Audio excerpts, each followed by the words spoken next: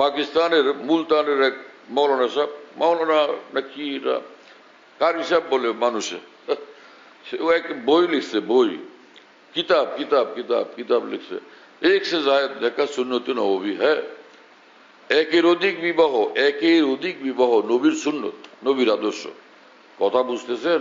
এই লোক হাজার হাজার কিতাব তার প্রকাশনীতে ছাপেন আর দুনিয়াব্যাপী উনি এগুলো ছড়ান, পৌঁছান।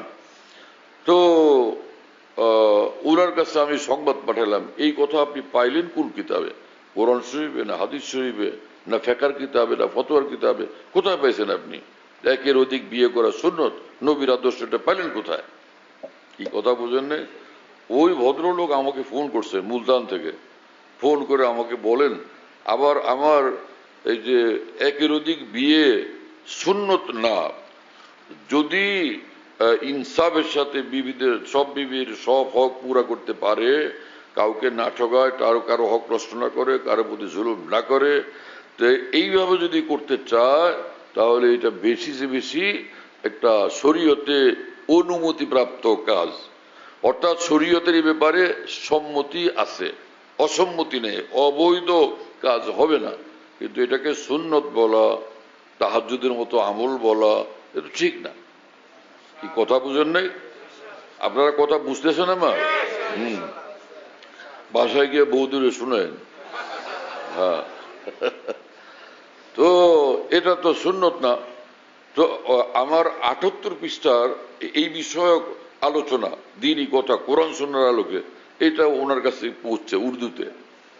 ওইটা পড়ে উনি পেরেশান হয়ে আমাকে ফোন করছেন যে আপনি এটা কি বললেন যে এটা সুন্নত না, আপনি এই ব্যাপারে আরো একটু জানেন, পরে কিতাবটা ছাইবেন, উর্দু কিতাবটা পাকিস্তানের লোকদের জন্য, উর্দু ভাষীদের জন্য, ভারতের লোকদের জন্য। কি কথা বুঝেন নাই? আগেই ছাইবেন না, এটা আর একটু দেরি করেন। আমি কেন, কি করতে হবে? তাফসির দেখেন, হাদিস দেখেন, হাদিসের ব্যাখ্যা গ্রন্থসমূহ দেখেন, ফিকহ দেখেন, ফতোয়ার কিতাব দেখেন। পরে আমি একটানে তাফসির, হাদিস, হাদিসের শুরুয়াত, ফিকহ, ফতোয়া, হানাফি, শাফি, মালিকি, হাম্বলি, 4 মযহাবের ফতোয়া, এগুলো ওনাকে মোবাইলে শুনাইতে থাকলাম যে কোন মযহাবে, 4 মযহাবের কোন মযহাবই একের অধিক বিয়ে করা সুন্নত না। কি কথা বুঝছেন? তাফসির কিতাবে লিখছে, এটা হাদিসে লিখছে, ফতোয়ায় লিখছে, ফিকহে লিখছে, সব বিস্তারিত যখন শুনাইতে থাকলাম, পরে এখন বলে কি যে আহা, সমাজের সবাই বলে এটা সুন্নত, তালে তালে আমিও বলে ফেলছি, আমি তো কিতাবই লিখে ফেলছি। এখন আমার কাছে খালি ফোন আসে ঘরে, বিভিন্ন ঘর থেকে, আপনার বই পড়ে, কিতাব পড়ে আমরা একাধিক বিয়ে করে এখন ঝগড়া ঝাঁটি মারামারি, স্বামী কথা কয় না স্ত্রীর লোকে, স্ত্রী কথা কয় না স্বামীর লোকে, ঘর ঘর, উনার ভাষায় গুলো, ঘর ঘর আগুনে পরিণত হয়ে গেছে, সব ঘরে আগুন জ্বলে।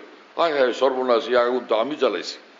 উনি বলতেছেন তাহলে আমি কিতাব বন্ধ করে দিলাম, আর ছাপবো না, আর এখন আবার আর একটা ছাপে দিব, এটা সুন্নত না। কি কথা বুঝেন না?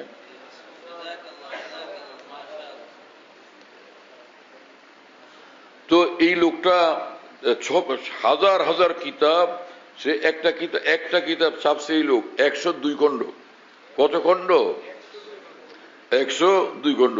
ওই 102 খণ্ড পুরোটা আমার রুমে আছে, খাটগাতে, পুরোটা আমি ওখান থেকে আনাইছি। কথা বুঝতেছেন? নিজে এত হাজার হাজার কিতাব ছাপে, এত বড় বড় কিতাব ছাপে, অথচ নিজেরই কোনো খবর নেই। উল্টাটা ছাপে দিছে, উল্টা কিতাব সে লিখে পড়ছে। তার মানে যে বহুত লোক এরকম আছে, বাহ্যিকভাবে মানুষ মনে করে বড় আলেম, কিন্তু আসলে দ্বীনের সঠিক জ্ঞানের অভাব আছে তার মধ্যে।